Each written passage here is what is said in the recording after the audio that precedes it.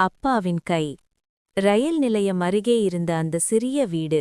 அங்கே வாழ்ந்தவர்கள் 2 பேர் மட்டும். அப்பா அருண் மற்றும் அவன் சிறு மகன் கண்ணன். அம்மா இல்லை. அவள் நினைவு மட்டும் இருந்தது. ஆனால் அருண் ஒருபோதும் அந்த குறையை மகனுக்கு காட்டவில்லை.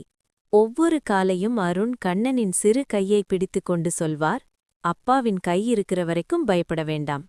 அருண் ஒரு கூலி தொழிலாளி. கைகளில் சுண்ணாம்பு கரைகள், முகத்தில் சோர்வு. ஆனால் கண்ணனை பார்க்கும்போதெல்லாம் அந்த சோர்வு சிரிப்பாக மாறும். ஒரு நாள் கனமழை.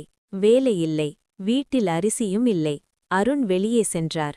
மாலை வந்தபோது ஒரு பாக்கெட் பிஸ்கட் மட்டும் கையில். அப்பா, நீ சாப்பிடலையா? கண்ணன் கேட்டான். அருண் சிரித்தார். அப்பா, வேலையில சாப்பிட்டுட்டேன். அது பொய். ஆனால் அப்பாவின் பசி மகனின் புன்னகைக்காக மௌனமானது. அன்று இரவு மழை துளிகள் கூரையில் விழுந்தன. கண்ணன் பயந்து நடுங்கினான். அருண் அவனை கட்டிப்பிடித்து சொன்னார், மழையா?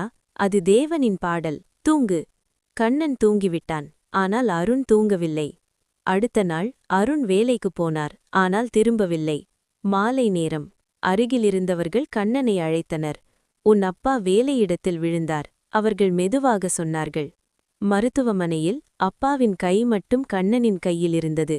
அது குளிர்ந்திருந்தது. கண்ணன் அழவில்லை. அவன் மெதுவாக சொன்னான், அப்பா, நீ சொன்ன உன் கை இருக்கிற வரைக்கும் பயப்பட வேண்டாம்னு.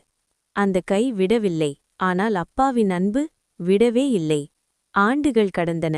ஒரு மேடை, ஒரு பெரிய கூட்டம், ஒரு இளைஞன் பேசினான். என் வாழ்க்கையில் நான் கற்ற முதல் பாடம், ஒரு அப்பா தன் பசியையும் தன் கனவுகளையும் மகனின் எதிர்காலத்துக்காக தியாகம் செய்வார். அவன் மேடையிலிருந்து இறங்கி வானத்தை பார்த்தான். அப்பா, உங்க கை இன்னும் என்கிட்ட இருக்கு. அவன் அநேக குழந்தைகளை எடுத்து வளர்த்தி ஆதரவற்ற பிள்ளைகளுக்கு ஒரு துணையாக வாழ்ந்தான்.